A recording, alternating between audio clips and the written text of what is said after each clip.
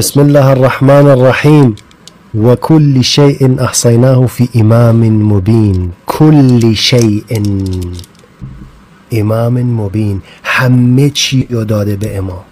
همه چی، درسته یا نه؟ همه چی، صفات خدا، خالق، رزق میده، شفا میده. کل شیء احصیناه فی امام مبین. در کتاب اعتقادات الامامیه شیخ صدوق صفحه 100 در دعایی که حضرت امام رضا علیه السلام می‌فرماید: خداوندا، هر کس که مدعی شود که ما رب هستیم یا ما خدا هستیم، از او به سوی تو براءت و بیزاری می‌جوییم.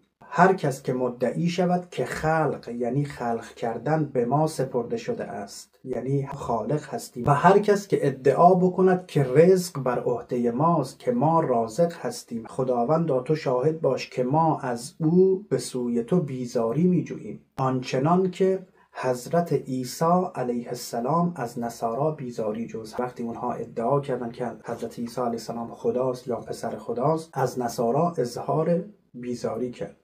حضرت امام صادق علیه السلام می‌فرماید: والله ان الغلاة اشر من الیهود و النصارا و المجوس و الذین اشرکوا. غلو کنندگان بدترین خلق هستند، عظمت الهی را کوچک می‌کنند و برای بندگان خدا ادعای ربوبیت و ادعای خدایی می‌کنند. به خداوند قسم که قطعاً قالیان از یهودی ها و از مسیحی ها و از مجوسی ها و کسانی که شرک ورزیدند برای خداوند متعال بدتر هستند.